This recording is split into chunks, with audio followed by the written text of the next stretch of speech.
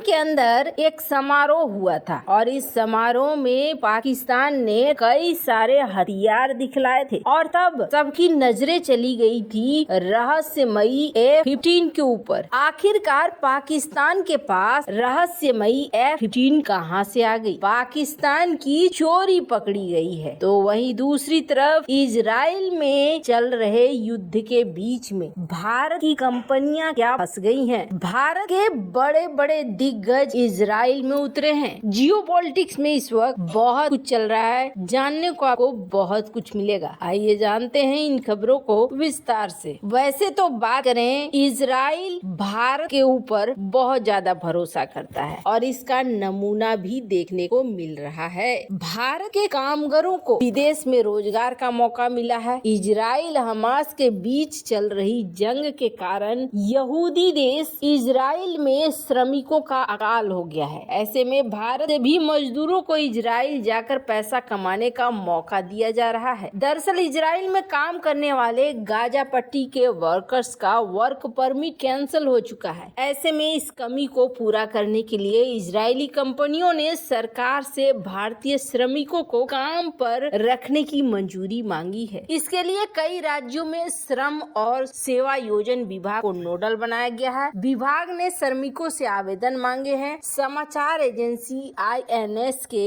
एक रिपोर्ट के अनुसार कई राज्यों में राज्य सरकारों ने इजराइल स्थित भवन निर्माण परियोजना में पदों को भरने के लिए मजदूरों के लिए एक तत्काल कॉल शुरू की है। खास बात यह है कि इजराइल में जाने वाले श्रमिकों को कहा जा रहा है कि अच्छा खासा वेतन भी मिलेगा और अतिरिक्त बोनस भी मिलेगा। सबसे पहले तो श्रमिकों का साक्षात्कार होगा और चिकित्सीय परीक्षण भी होगा। चयनित होने पर 1 साल के लिए श्रमिक को इजराइल भेजा जाएगा। रिपोर्ट में कहा गया है कि ये कमाई नियोक्ता कंपनी के पास जमा की जाएगी और कर्मचारी को उनका कार्यकाल पूरा होने पर मिलेगा। इस संबंध में national skill development corporation international से भी ईमेल आया है। इसमें स्किल वर्कर की योग्यता, अनुभव और आवश्यकताओं का जॉब विवरण दिया गया है। इसमें tiling, building framing, iron vending जैसे कार्यों के लिए 21 से 45 साल के आयु सीमा के श्रमिकों की आवश्यकता बताई गई है। अब आपके मन में ख्याल आएगा कि क्या इजराइल में हमारे मजदूर ही काम करते हैं? तो आपको बता दें, यहाँ पर आप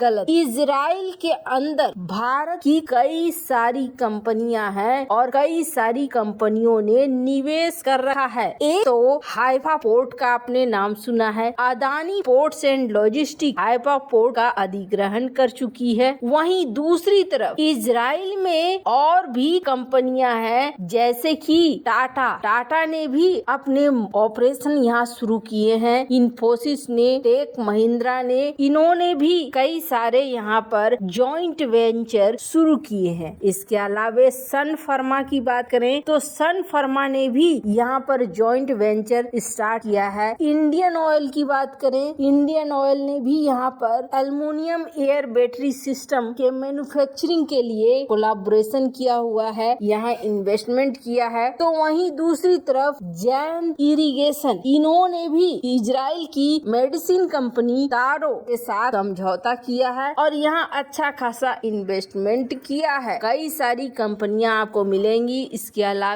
रिलायंस भी आपको मिलेगा, जिसने इजराइल के अंदर अच्छा खासा इन्वेस्टमेंट किया है। इसके अलावा छोटी बड़ी कई सारी कंपनियां हैं, जिन्होंने इजराइल के कई कंपनियों में हिस्सेदारी ली है। वैसे जब युद्ध शुरू हो रहा था तो कहा जा रहा था कि अगर ये युद्ध आगे बढ़ता है तो भारत की ये कंपनियां शिफ्ट कर लेंगी अपना काम, लेकिन ऐसा रहा कि युद्ध गाजा तक ही सीमित रहा, जिसकी वजह से ये कंपनियां कहा जा रहा है कि आज भी अपना काम कर रही हैं और इन्हें किसी तरह की कोई दिक्कत नहीं है। अब इससे आपको समझ में आ रहा होगा कि भारतीय कंपनियां यहाँ बड़ी संख्या में हैं और ऐसा नहीं है कि सिर्फ मजदूरों की ही मांग की जा रही है इजराइल के द्वारा। है जहाँ एक तरफ ये सब कुछ हो रहा है, वहीं दूसरी तरफ पाकिस्तान की एक कौन सी चोरी पकड़ी गई है जिसको लेकर बवाल कट रहा है। दरअसल हुआ ये कि हाल फिलहाल में पाकिस्तान के संस्थापक जिन्ना का जन्म दिवस था और इस समय इन्होंने पाकिस्तान ने अपनी वायु सेना का और वायु शक्ति का प्रदर्शन करना चाहा और प्रदर्शन करने के लिए वायु सेना ने लगभग अपने सारे तरह के हथियारों को सामने रखा और एक वीडियो बनाया और इस वीडियो को पब्लिश किया गया। यूरेशियन टाइम्स की इस खबर को देख सकते हैं जिसमें कहा गया कि इस झुंड में एक ऐसे प्लेन को देखा गया जो प्रोमो वीडियो इन्होंने रिलीज किया। उस प्रोमो वीडियो में जो प्लेन समझ में नहीं आया कि पाकिस्तान के पास कब आ गया, क्योंकि ये plane F-15 heavy weight fighter jet था जिसे यहाँ पर दिखलाया गया। इसे देखने के बाद सर्च शुरू हो गया और एक्सपर्ट बैठ गए कि अगर F-15 का प्रेजेंस है यहाँ पर, इसका मतलब कि F-15 पाकिस्तान के पास है। तो आपको बता दें जो सच निकल कर आया वो सच बड़ा ही अजीब है और बड़ा शर्मनाक सच है। कहा जा रहा है कि ये जो F-15 आप देख रहे हैं ये F-15 दरअसल सऊदी अरब का है। अब सऊदी अरब का F-15 यहाँ कहाँ से आ गया? तो कहा गया कि दरअसल सऊदी अरब के साथ एक्सरसाइज हुई थी और ये जो F-15 है सऊदी अरबिया के द्वारा भेजा गया था और उस एक्सरसाइज में जो लोगो इस्तेमाल किया गया था उस लोगो को